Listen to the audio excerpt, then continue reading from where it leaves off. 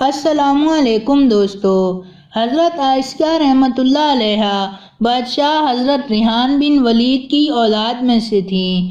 آپ کا نسب کچھ یوں ہے: آسیہ بنت مزاحم بن عبید بن ریحان بن الولید۔ یہ ریحان بن ولید وہی ہے جو حضرت یوسف علیہ السلام کے زمانے میں بادشاہ مصر تھے اور آپ علیہ السلام پر ایمان لائے تھے۔ حضرت آسیہ رحمۃ اللہ علیہا مصر کے انتہائی ظالم و جابر بادشاہ فرعون کی بیوی تھی۔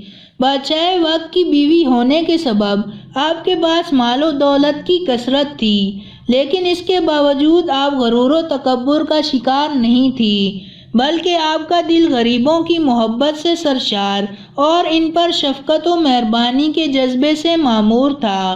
فرعون کیونکہ لوگوں کے ساتھ بہت ظالمانہ سلوک کیا کرتا تھا، اس لیے آپ اس سے سخت بیزار تھیں۔ فرعون سے آپ کا نکاح بھی برزہ و رغبت نہیں ہوا تھا، بلکہ آپ اور آپ کے والد دونوں اسے ناپسند کرتے تھے۔ فرعون نے بادشاہت کے زور پر جبراً آپ سے نکاح کیا تھا، لیکن اللہ پاک نے آپ کو اس سے محفوظ رکھا اور وہ آپ کے قریب آنے پر قادر نہ ہوا، اس لیے آپ کی کوئی اولاد نہیں تھی۔ اور جو بعض روایات میں فرعون کی بیٹی کا ذکر ملتا ہے، ممکن ہے کہ یہ لڑکی لے پالکوں یعنی کسی دوسرے سے لے کر پالی گئی ہو۔ حضرت عائشہ رحمۃ اللہ علیہ کو یہ اعزاز بھی حاصل ہے کہ آپ نے حضرت موسیٰ علیہ السلام کا نام رکھا۔ حضرت موسیٰ علیہ السلام کی والدہ نے فرعون کے سپاہیوں کے ڈر سے آپ علیہ السلام کو ایک صندوق میں رکھ کر دریا میں ڈال دیا۔ دریا سے ایک نہر فرعون کے محل کے پاس بہتی تھی۔ یہ صندوق بہتا ہوا اس نہر میں چلا گیا۔ فرعون نے حکم دیا کہ اسے محل میں لا کر کھولا جائے۔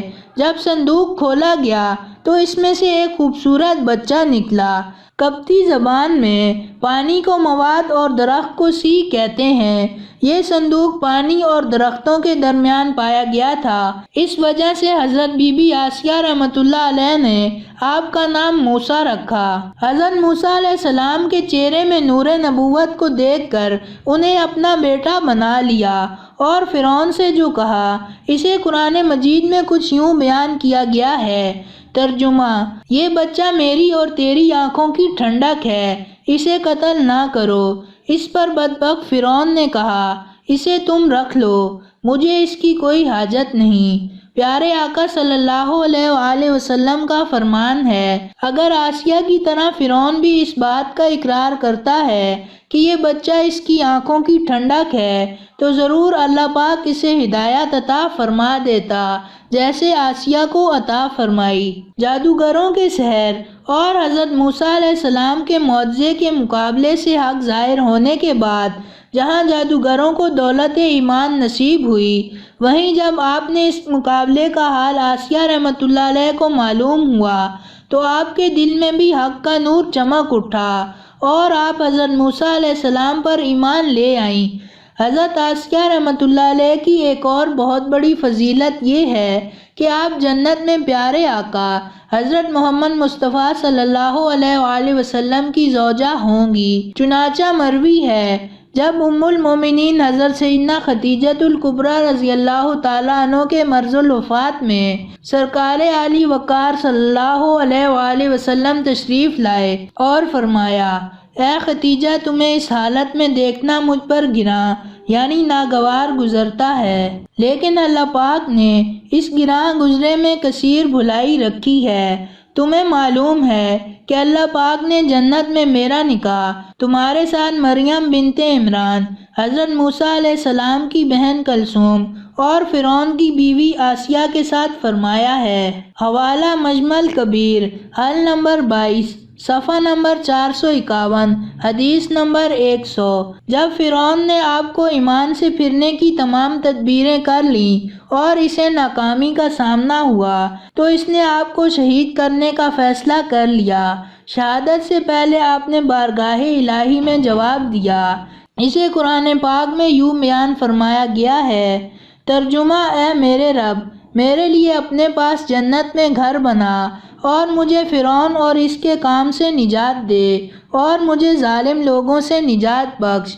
آپ کی شہادت کا واقعہ کچھ یوں ہے کہ فرعون نے اپنے کارکنوں سے کہا، پہلے اس کی کھال اتار دو اور پھر ایک بڑی چٹان لاؤ۔ اگر چٹان دیکھ کر بھی یہ ایمان پر قائم رہتی ہے تو چٹان اس پر گرا دو، اور اگر ایمان سے پھر جاتی ہے تو یہ میری بیوی ہے، اسے مت مارنا۔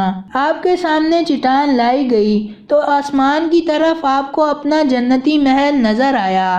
اس سے آپ کے عزم و استقلال میں اور بھی اضافہ ہو گیا اور اسی حالت میں آپ کی روح پرواز کر گئی۔ اس کے بعد جب آپ پر چٹان گرائی گئی تو وہ ایسے بدن پر گری جس میں روح نہیں تھی۔ تفسیر الطبری صفحہ نمبر 28۔ آپ رحمت اللہ علیہ کا مزار مبارک مصر میں واقع ہے۔ اللہ پاک سے دعا ہے اللہ تعالی حضرت آسیہ پر کروڑوں رحمتیں نازل فرمائے اور ہمیں بھی اس طرح استقامت عطا فرمائے۔